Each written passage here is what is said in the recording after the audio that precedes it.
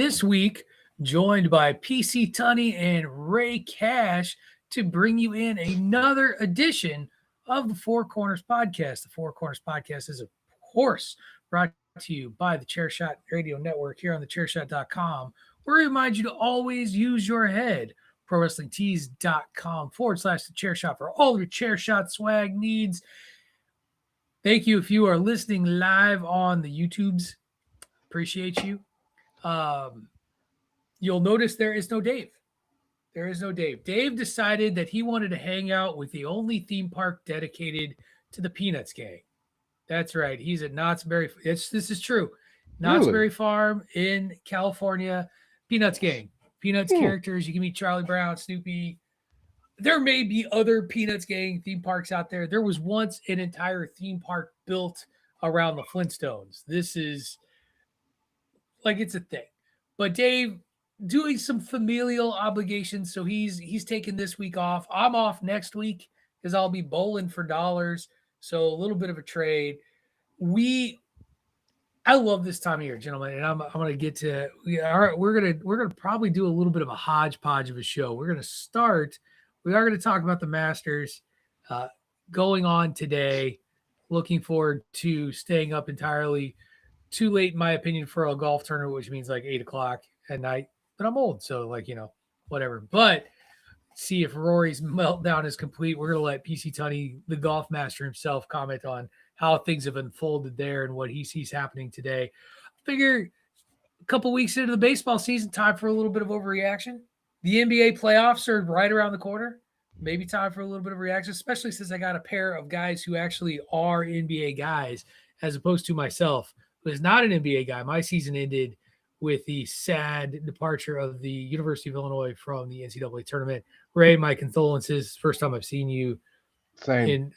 and spoken in regards to Arizona and what happened to them. And if you had any question as to how good Michigan could be, to be basically down Yaxel Lindenberg and still just beat the tar out of Arizona and then get through a UConn team mucking up a game. And it's Dusty May's best coach in college basketball. Do you guys know anybody that picked Michigan to win it all in their bracket? Do you know? Don't care that you did though. I don't know. It's good that you did. Oh, I'm happy for you.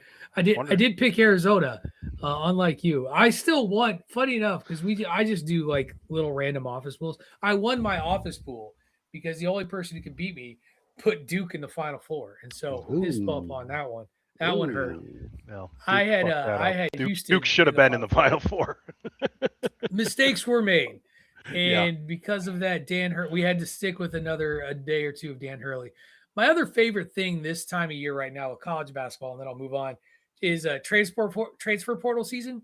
So we're in the land of who can we get to stay and who is transferring out. And until yesterday, Illinois was the only school that had not had anybody announce that they were entering the transfer portal. That changed yesterday with a couple of bench players that literally – one of them we used to call the victory signal, the victory cigar. His name was Mihailo Petrovic. That's a great nickname. If Mihailo Petrovic showed up at the game, that was your victory cigar that Illinois they had won or submitted, but usually it was that they had won because they had a good year this year. So losing a couple guys, I don't know what kind of attrition Arizona has had. Wisconsin lost John Blackwell, and I know that because Illinois is fighting with Duke to sign him. Sounds like Duke may be the leader. He's visiting Duke, I think, next week. But any attrition over in Arizona yet of consequence outside of like people going to the draft, like Illinois' Keaton Wagler announced he's into the draft. He's projected a top 5 pick. Like you are way deeper in the weeds than I am, my boy. The only thing I know is Jalen Bradley is probably gone. Yeah, makes sense. But you way deeper. Koa's not considering a jump. I'm not saying he's not considering. He hasn't announced. Gotcha. It would make sense for Koa, Bradley, and Burries to probably think about all going. This is the highest you're going to get, unless you just want to run it back and try to get the chip that we should have got this year. But yeah, Bradley's gone because he's a junior. He may be a senior and just a redshirt junior. But Koa has, I think, higher upside immediately. Burries, I think, is a dude that you stay 2-3 years, you really Well, kind of the have a fan career. bases are hilarious when they look at players, because I will say this till I die. College fans, like fans of a school, they're so fiercely willing to kid themselves about the reality of things because they are so desperate. Like Illinois fan, I'm in message boards. There were people saying with a straight face, well, maybe Keaton Wagler stays. He has projected the latest in any of the mocks I've seen to go 7. Yeah, but say You're top 10 not for sure. you're not staying. I don't care That how makes great sense. college was for you. You're Yeah, not that staying. makes sense. It would be foolish not to go. So, like, go. But I also love my other favorite thing about transfer portal season is when teams start to sign players, like suddenly that is the answer now. Like all of our problems are solved. Because And we got one outside dude. of well, and I will say this, Michigan is just reloading right now. Like that is a legitimate thing. They literally signed the top big man, one of the top big men out of the portal from Tennessee, and they like wrapped that shit up. Like dude entered the portal, 48 hours later he was signed with Michigan. It was like, well, here we go again. So what do you got like a little grin over there, Tony? What do you smile? I'm watching. I see. This is why I want speaker view so that I can slack off on my own little square. I see that. I got so many things going on right now. I'm sorry. I thought you were smugly thinking about some other team or something. So No. No. May I have 15 seconds? You may have 15 seconds. Tony and I are pretty busy because if you are watching this live, you don't know this. You may not. But if you listen to this on the podcast, when this comes out official on the podcast, the new website will be up. It debuts tomorrow, the 13th. So yeah, there's a lot of I's being dotted, T's being crossed and whatnot. So what about lowercase J's? Yeah, huh? I am lowercase J with the dot guy. That's me. Yes. Although I only write all caps anyway, and if it's print. Okay. Fair Party enough. on, Wayne. Party on, Garth. So yeah, if you see, there's like 5 group chats. I bet, yeah, like 20 windows open right now. Yeah. I gave DeMarco a hard time for your staff meeting because he was like, "Oh, we had to change the day and do this." I was like, "Oh, they probably had to change it because of you. It was probably you that wanted to have things your way." And he didn't even deny it. If you listen to last week's DeMarco show, he was like, "Yeah, he tried to pull that crap on me this weekend, and he wanted to record the DeMarco show yesterday, but I had an appliance issue in the home where our dryer just said fuck it." And ran a load, and then we couldn't get power to the dryer. And so I spent my afternoon starting with repair with repair people, and then going to let's just buy a new fucking dryer. I got just it's thing's 14 years old, whatever. I miss the days. Do any of you all still have a garage fridge? Do you remember? Do you know what a garage fridge is, or like the old school made in like 1982? Plain white refrigerator that still like it will outlast the apocalypse. When the war in Iran eradicates us all, there will be nothing but garage fridges all around the world that become sentient and take over the world because they will survive along with cockroaches. Whatever all going into the fridges. Is that what you're telling me? It is. Somehow they're going to make their way into the refrigerators, the same ones that you would have a very special episode of Punky Brewster in the 80s about don't crawl into abandoned refrigerators because you would get trapped and your child would suffocate and die. Like that refrigerator. Do you guys not know this? Like PSAs, there'd be like PSAs, don't crawl into fridges. The eyes. I'm sorry. This is the wrong show to have this conversation. That's a bandwagon nerds try. I went pop culture and old 1980s comedies on y'all. And I shouldn't have done that because we are here to talk about the Masters, which went from being what looked like it was maybe going to be an uninteresting final going into day 3. Rory McIlroy sitting with a 6-stroke lead going into day 3. And then, as is wont to happen in Augusta, things change. And suddenly, going into today, I can't even, Tony, I'm going to turn to you because I can't remember. Rory is still in the lead, but he is now tied for the lead as his lead has evaporated. going into today, and in what I think is one of my favorite pieces of sensationalist sports journalism. Even though Rory got the proverbial Masters monkey off his back last year, the talk is, are we dealing with choke job Rory again, or will he overcome it? He already overcame the choke job. He won the fucking green jacket last year. I don't find that to be a fair argument after you've won the thing finally. But Tony, what do you make of this lead evaporating? Who's charging hard, and what should we be looking for in this final round of the Masters today with Jim Nantz on I believe CBS? Yes, CBS, sir. right? Yes, Tradition sir. unlike any other. 2 p.m. Eastern. Tournament should finish probably around 7. So yeah, Rory comes out and shoots 65 and 67 in the first 2 rounds. Going into the third round, into the weekend, he's got a 6-shot lead over everybody, right? But what happened yesterday, Saturday, it's known as moving day, and a couple of guys made some huge moves. One you might have heard of.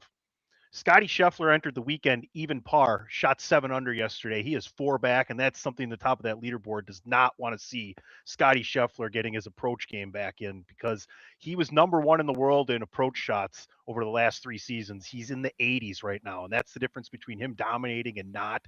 But another guy is Cam Young, who also shot 65 yesterday and is currently tied for the lead with Rory McIlroy. It's funny, if you asked Rory McIlroy at the beginning of the tournament, you're going to be tied for the lead going into Sunday and in the final group, you take it every single time. But what happened yesterday is now Rory feels like he has something to lose when everybody else feels like they have hope and something to gain. Yeah, he's vulnerable. Yeah. So Sam Burns, Shane Lowry, Jason Day, Justin Rose are all within 3 shots. And then you have guys like Haotong Lee, Patrick Cantlay, Patrick Reed at 6 under, 6 back. So I think that's the group of people that could catch Young and McIlroy today. If I had to bet dollars to donuts, I would put money on Rory making it happen again today. Going on a run. What hole is the windmill at? Every single where you got to get it through one. where you got to get it through the windmill. All of them. They all have a windmill, but only one has a clown's mouth. Right, and there's all these. What about the loopity loop? You know, the one with the loopity loop where you got. So you know that at one point the Masters had the Dude Perfect guys throwing frisbees around Amen Corner, just because they were trying to like open up their brand and everything. And years later now, the guy who runs it, he's like, maybe that one was a little bit of a stretch. Maybe like having the women's amateur tournament and the chip putt and drive for the kids, maybe that's more of our thing. But they do have that every year before this tournament. So next year it's kind of a fun thing to welcome in spring and see. The women's amateur at Augusta is so fun to watch as well too. But what do you think about the par 3? Oh, the par 3 is great. Before it's fun to see the families come out there. The thing about the par 3 is like Kevin Hart caddied for Bryson DeChambeau, and Kevin Hart took a tee shot. Well, once someone else takes a shot for you, you're eliminated from the competition, but you continue to play. No one has ever won the par 3 and the Masters. Aaron Rai won the par 3 this year. Aaron Rai is not going to win the Masters this year, so that will stay the same. There you go. Ray, which hole is your favorite hole at the Masters? I'm gonna have to bleep it out. I can't say the actual answer I want to say. If you know what I mean. Wow, this isn't that kind of podcast. No, you got to remember, dog. I really do enjoy golf, but I don't know them just like that. I just wanted you to make a miniature golf joke, bro. That's all I was looking for. Oh my! I wasn't trying to make this hard on you, man. Like I was not as I drop another double entendre. But I wasn't trying to make this difficult for you. I caught that. I made fun of the Masters. Well done. Yeah, I was hoping you would too have some fun at the expense of the Masters, because we're going to talk about some stuff that you're familiar with on the other side of the first break. Because I forgot to mention this. We also may slip in a little wrestling. Because well, we'll get to it. But I think this is good. I always love it when there is mystery involved in that final day of a major tournament, and the Masters. I think I told this story on either this podcast on a different day or whatever, but I can still remember watching Tiger in my dorm room on a Sunday winning his first Masters in one of his most was that 97 famous moments imposed. 1997. Yep. So he didn't just win either; he destroyed. He dominated. And that victory entered the tiger proofing of courses era. I Right. even heard, boy, Phil and Tiger, first time in 30 years neither of them is playing in the Masters. Phil for a family health issue, and obviously we've talked about what Tiger's going through right now. Right. But Phil, in watching the Masters, was talking about one of the par fives on the back, and he's like, it's sad to see that almost nobody is going for this par 5 and 2 because they've made it so long, right? This green is heavily Right. guarded with water and sloping, a slope that you're going to have to hit with the ball above your feet or below your feet, depending on what side you're on. And some of these things are just being taken away because honestly, these guys hit the ball way too far. Anyway, I think the last cool thing I'll say about this is, because this is kind of my topic, so thanks for indulging, guys, is the fact that even if you're not a golf fan, watching the Masters, that property on television is probably one of the coolest things you can visually see. I will hope someday that I can get there. And folks, when you get there, their entire food and beverage menu you can purchase for $75. They've kept the prices low. And you can even order like a Masters food package online now that includes the pimento cheese sandwiches and the mint juleps and all that fun stuff. So that is the whitest does a manservant bring it to you? Be like, here's your mint julep, sir. Isn't technically a caddy a manservant? Technically, caddy is a teammate. They help you strategize. To a real golfer, they're absolutely a teammate. To the people watching on TV, I was gonna say, if you look at it the way Shooter McGavin looks at his caddies.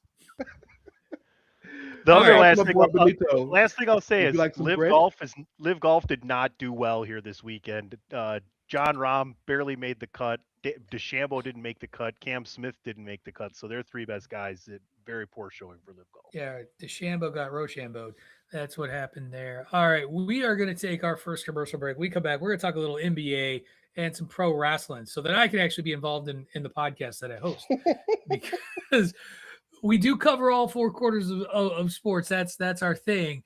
These are just quarters that I'm a little less familiar with. So stick around.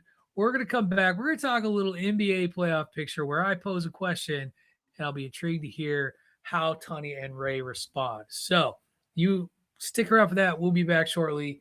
You're listening to the Four Corners Podcast here on the Chairshot Radio Network, part of the Chairshot.com. Welcome back, everyone, to the Four Corners Podcast here on the Chairshot Radio Network, part of the Chairshot.com, where we remind you to always use your head. ProWrestlingTees.com/theChairShot for all of your Chairshot swag needs. Is after the site moment happens on the 13th, tomorrow, from when we're recording here, does this mean we need to have a merch relaunch? Ray, why don't you play the commercial, because I'm not editing this in post. I guess we are now going to a second commercial break. No, this is the commercial break right here. We're talking about the searching. He's got it. ...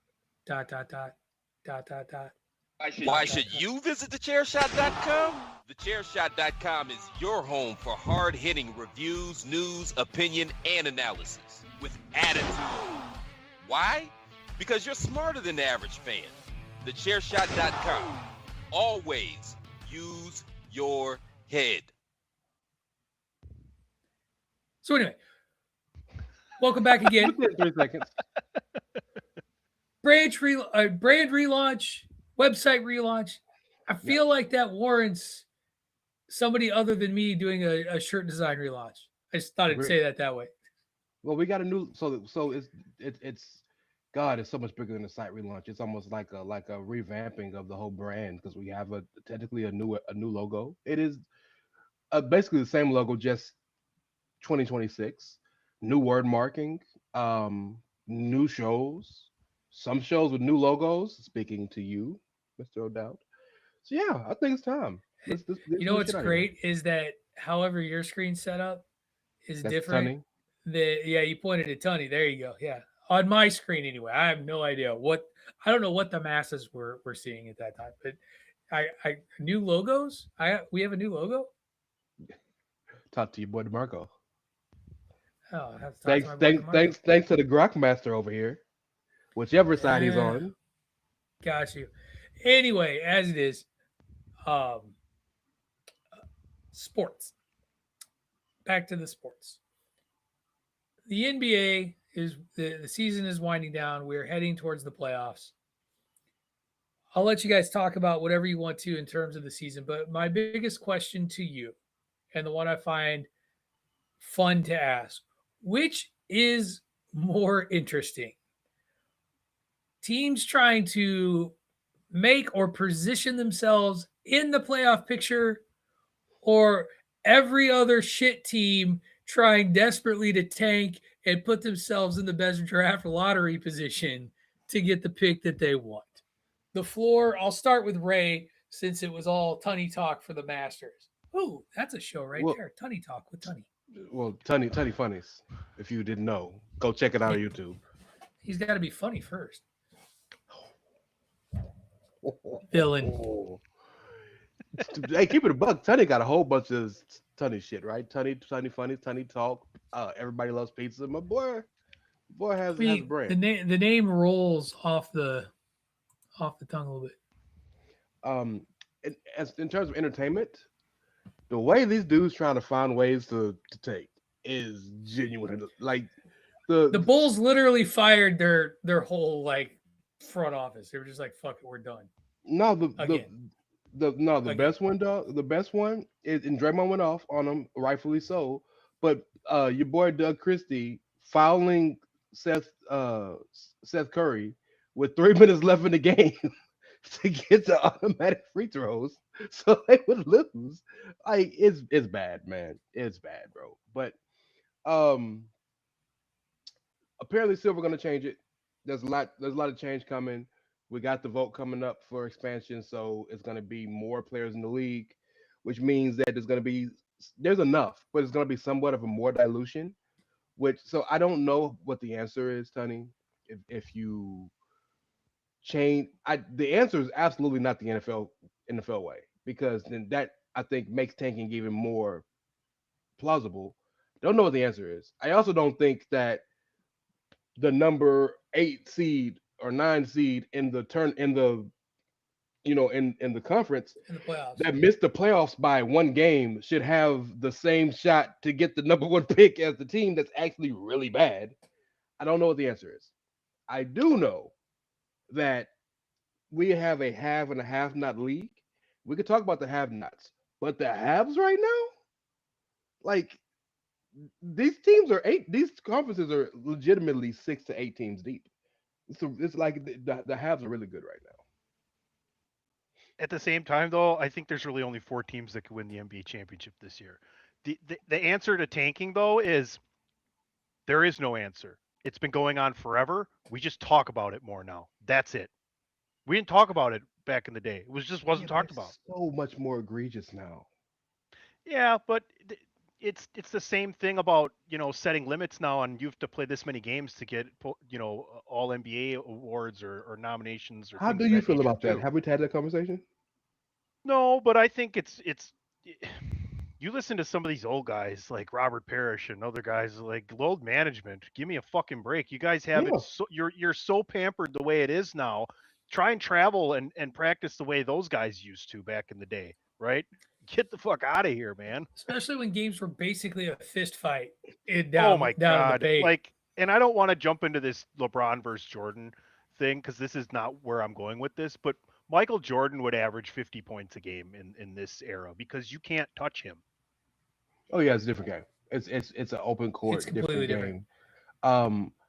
I'm for the 65 game kind of threshold until we fix load management.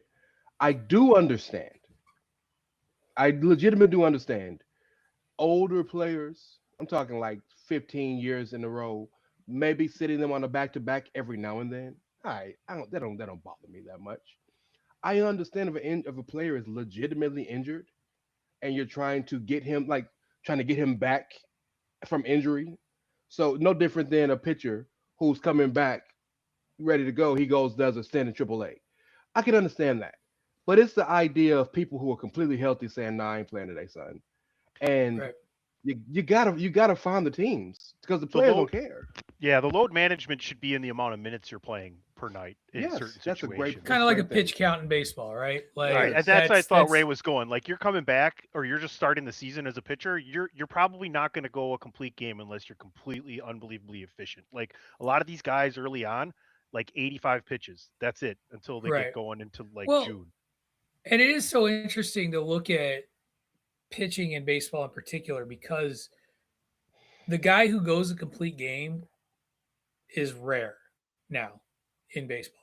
Like very, very rare. Like getting a team to getting to the sixth inning is like the goal, because the other thing that has happened in baseball in the evolution of the game is these relief pitchers who really are lights out for an inning. Well, they're specialists too. They're specialists to the part of the lineup you're in as well, right? Right. So talk about records that'll never be broken is like the number of complete games. Whoever owns that in a season, I'm not sure if that's it's true Cy too. Young or But Bob also, Gibson. I also think if you're gonna throw a complete game, you're throwing 150 to 175 pitches now. No. You You can think do so? it. Not with not You can not do it with in the 100, not with but the they're not stuff these throwing. hitters do. They're not throwing it that anymore. They're not letting them throw that many pitches anymore. They're No, that's topping out at right. like 110, 120, and you just have to be efficient enough to get through it now.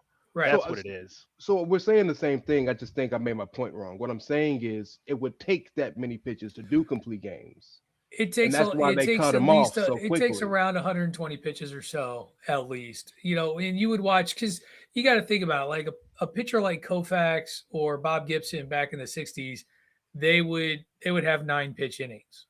Like you know, they would just exactly. know 9 to 12 pitch innings where they would just mow people down. These guys have 20, 30 pitch innings sometimes. See, the other thing too is the difference in the way pitchers mostly pitch nowadays. It's a lot of trying to overpower, and and there's just so much stress put on an elbow and a shoulder. They don't pitch to contact, so they're going to have a lot more pitches, right? Like a guy like Greg Maddux, he could throw you 2 pitches and get you to hit the third one ground out to the third baseman because he knew what you were doing, right? Greg Maddux was so insane. One time in the regular season, he called his pitches, by the way. Nobody knew this. The way he would hold his glove up to the catcher when he threw the ball back told the catcher what he wanted to throw next, and no one figured it out his entire career. He fed Jeff Bagwell a certain pitch during the regular season so that he gave up a home run on it so that he could get him out in the postseason, and went back with the same way. Jeff's expecting the same pitch in the same situation, threw him something completely different. Like, that's the greatness of a guy like Greg Maddux. Smartest pitcher ever. If only he had more than one World Series ring. Dog. That's Bobby Cox's fault. I know we're talking basketball. This is interesting to me. I have one more question for both of you. We're talking about these pitchers not being able to go as long as they are, and Tony made the great astute point that pitchers throw harder now than they did ever, and they're not playing for contact, they're playing for strikeouts, right? Could part of that also be because to pitch for contact is all about location, and as this is the worst time in baseball history with umpires and their locations?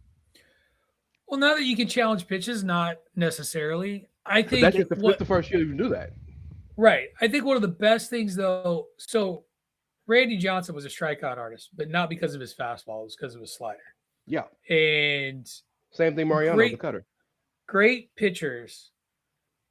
It's about being able to locate the ball and get people to chase, get people to see things that aren't there. And you can do that with a fastball, with a 2-seamer, a cutter, a 4-seamer, all of that. And then having, whether it's offsetting timing with a changeup, having a nasty break. The sinker is incredibly popular now in baseball. The sinker and the cutter are 2 pitches I see all the time being thrown by guys. And those pitches, their job is absolutely to locate in a place that makes a batter try to swing and hit the ball where it's not. And, that still happens. What I think is what I've seen is that there are so many other just different kinds of pitches out there, and the wear and tear on the body is so much faster. The average pitcher, like if you don't throw 94, 95 miles an hour with your fastball, you are below average almost at this point. And in the time when Maddux was throwing, if a guy hit triple digits, that was a big deal. Now any bullpen pitcher, Tony talked about specialization. Part of that is just the velocity with which they can throw a fastball. One of the greatest closers of all time, for the Padres. Gagne? What was it? Oh, no, What? Trevor Hoffman. Trevor Hoffman. Yep, Trevor finished- Hoffman. he finished his Trevor career with the Hoffman did Brewers. not throw a blazing fastball, One of the greatest changeups ever. but one of the best changeups you'd ever fucking see. It was insane Held how bells. good that pitch was. So it's just such a different, like the athletes are different now. The players are different now. Like and some of the like pitching, like just the amount of torque and strain that's put on an arm, you can wear you out. You could snap a ligament anytime. It's crazy. I pitched throughout high school and was recruited by colleges. And when I would get done pitching, my right elbow, there would be a gigantic lump right there, huge, because the blood flow kind of stops there with everything getting inflamed, and the only way to get rid of it was to run, and I hated running. So like, not only did I just throw 112 pitches in 7 innings and I'm exhausted, I've got to go run 2 miles so that I don't feel like chopping my arm off. Like, self-care is a big thing for these pitchers. You see these guys, with the jacket in between innings and stuff like that, but just a big mental hurdle. It is. It's such a different world. So I want to go back to the NBA, the original question here. Tony, you said there are 4 teams that realistically can win the championship this year. Who are those 4 teams and why? I mean, Cade Cunningham is back, so maybe 4.5. I still think that the Celtics are the team to beat in the East. And then in the West, obviously, the defending champs, the Thunder, obviously Wemby and the Spurs. And I just don't think you can count out the Nuggets and Jokic either. Those seem to me like the favorites. And the sad thing about all this tanking and everything is, I know there's only 1 game left in the season, but we've pretty much known the 10 teams that were going to be in the playoffs on each side for probably 2 weeks. It's such of a separation between the 10th team and the last team. So I'd say there's 6 teams that can win a title, and I'd say there's 2 legitimate dark horses that I would not be shocked. So I'll seed your 4 with the Thunder, the Spurs, the Nuggets, and the Celtics. Just because of getting there, the Knicks and the Cavs, you have to give them a shot. At least to get to the finals. I think they have a legitimate shot to get there. And if you can get to the finals, anything can happen. And then I'll seed you the Pistons as a real dark horse, and that's not fair. They're the number 1 team in the conference. But they have Andre Drummond is their vet. They have no history of winning on that team. So they may be able to do it, but it's going to take a while, especially with the dude whose lung had to be reinflated 90 days ago. And dark horse? Houston. No, hell no. Fuck that. No? No, because Kevin Durant was not a good move for them. I don't think so. The Minnesota Timberwolves. Hey, Ayo Dosunmu and Terrence Shannon Jr. tearing it up over there. The problem is the Timberwolves are going to have to get past the Nuggets in the first round. Well, so look, it's gonna be a gauntlet to get out the West anyway. You're gonna play 2 tough teams. Yeah. Cool. All right. Well, we will again be diving into playoff season next week in earnest, as Tony noted. Last game coming up this weekend today, I do believe, and then we'll be moving forward. But before we go, so I mentioned at the top of the show, Greg DeMarco had reached out to me because he wasn't going to be able to record on Tuesday like we planned, at least not with the both of us. Tony, it is still his intent to maybe do a solo show. We'll see if that happens. We've been there before, but I'll let you know if my trier had not, decided to eat itself. I would have done the right thing for the team. Don't worry, we'll have a podcast Wednesday morning, no matter what. I'm sure we will. It always pops up in my feed, but that would have been our WrestleMania conversation, and I know he has some thoughts about sort of the second go around with Pat McAfee on SmackDown this week. Basically, what he predicted would happen did happen, in terms of ticket prices, though only for night one, which I thought was interesting. But I don't really want to talk about the builds or anything. Like, I don't care, frankly, at this point. Like, the builds are the builds. They are what they are. The matches have been set. And be on the lookout. There will be a Chair Shot Picks article of some sort coming soon that will tell you what all of us at the Chair Shot, at least those of us who remember to send it to Tunney on time by his deadline, can do. What I want to hear from the two of you is what match on the card, either day one or day two, doesn't matter what, that you are most excited to see, and what's one that you question why it's even on the card at all? Good question. The second one's a good question. And if you need a second, don't mind us, everybody. We're going to look down at our phones so we can put the cards up. So I we mean, can I'll see. I'll go first. Well, if you want Yeah, to go ahead. for a second. Yeah.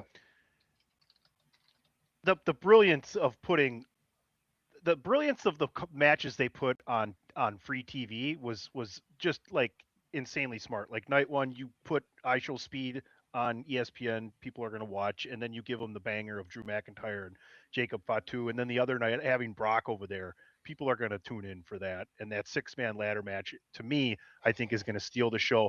I'm not disappointed that Trick Williams has a match at WrestleMania, but I thought they really fumbled the title the way they brought it into Mania. Like Dragunov had it, was like putting on epic matches. Him and Mello were going back and forth. Mello wins it. Then Mello gives it right to Sammy. Sammy gives him a rematch for no reason. And here we are. So I don't know necessarily. I don't think it belongs there. I just think it's been kind of the worst, like, use of the title. On the positive side of the side I'm looking most forward to, take away from the fact that I sit at the table that my head of the table doesn't set for me. Ober and Brock is one of the legendary WrestleMania builds. I think we've gotten to this point that we're going to look back, and if we went through all the builds of the 42 WrestleManias, I think we'll put Ober and Brock in the top 10 to 15 of builds. It has been flawless in every way.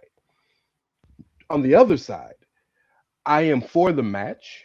I don't like how we got to the match, and I don't like the title being involved.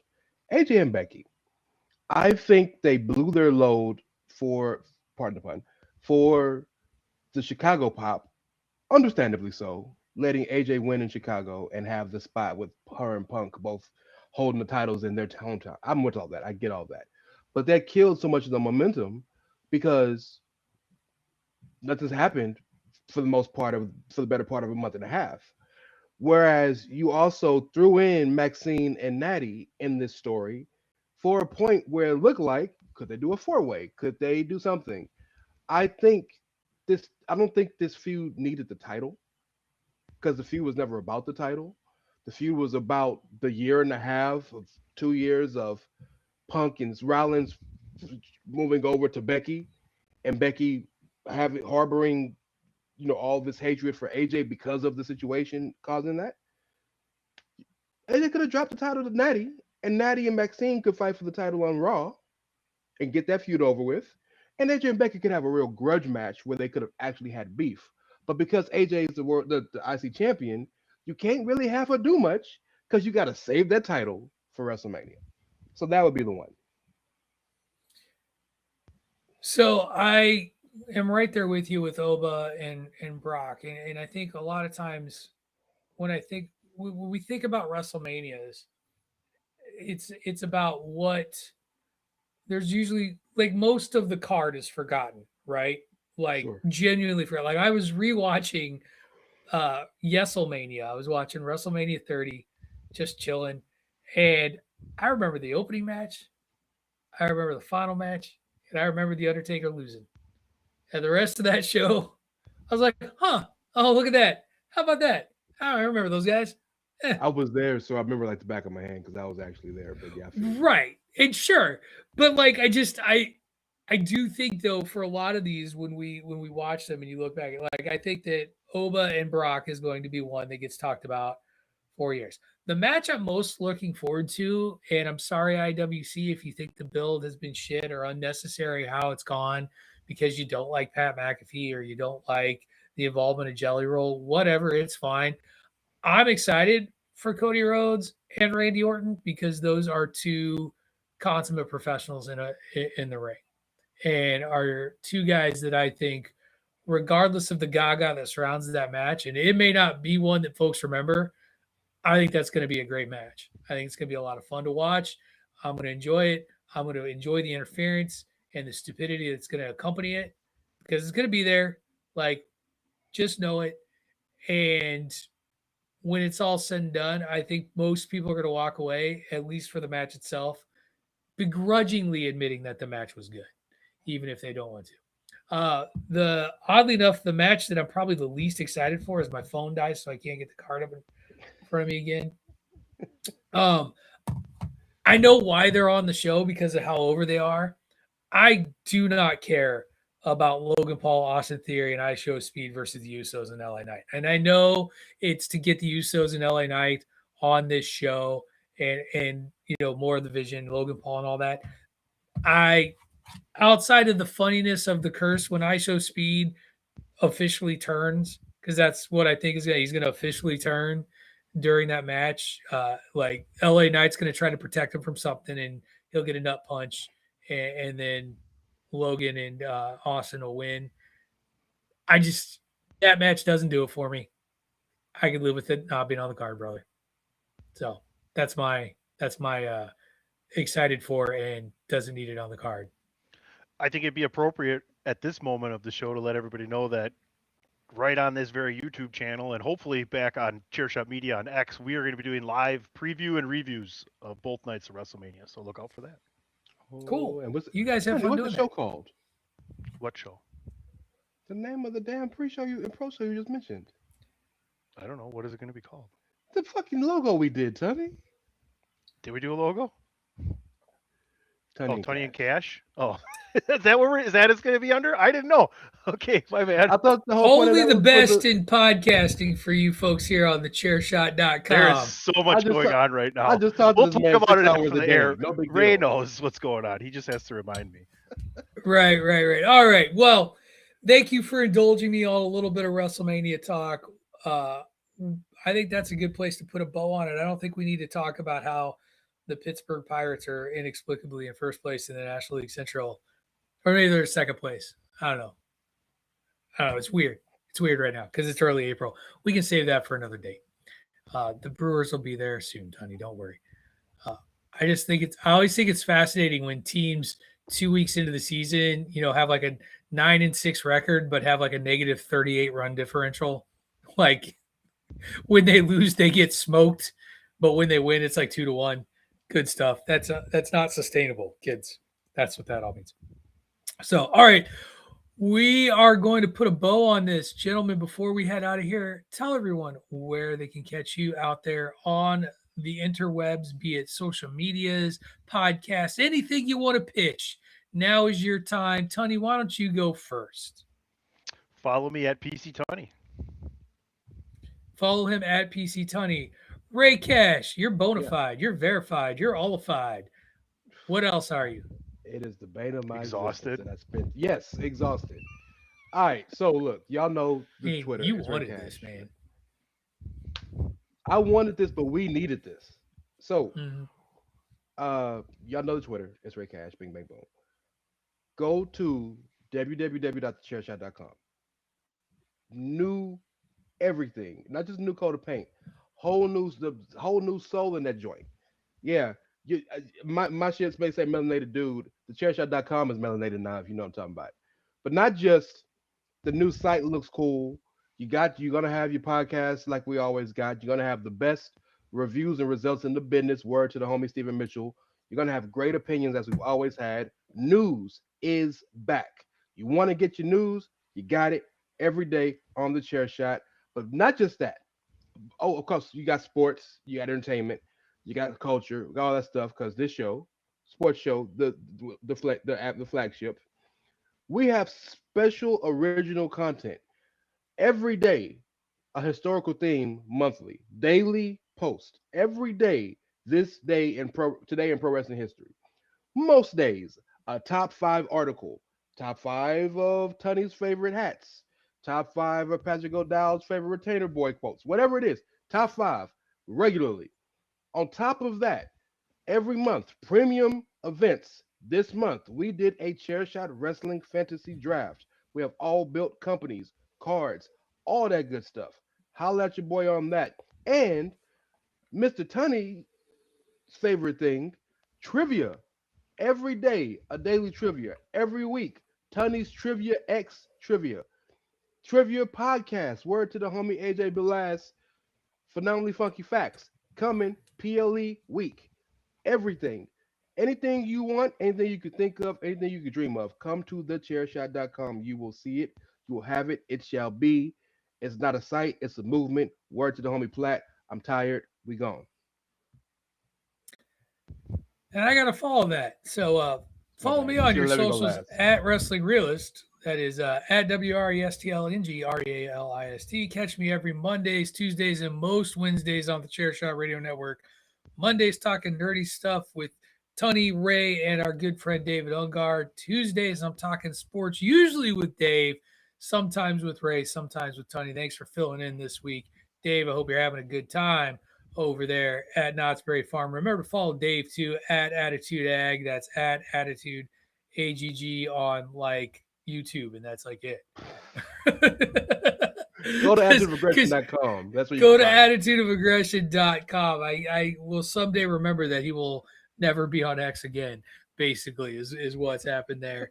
But and then Wednesdays, talking wrestling with Craig DeMarco when we feel like it. Thank you everyone for listening. Enjoy the end of the Masters. Enjoy the start of the NBA playoffs. And next week, enjoy WrestleMania. It's the Super Bowl for basically our fandom here at the Chairshot Radio Network. This is what we were founded upon. It's our roots. It's where it all began. We blossomed from pro wrestling. So enjoy WrestleMania. It'll be a good time. And we'll catch you next week on the Four Corners Podcast here on the Chairshot Radio Network, part of the Chairshot.com.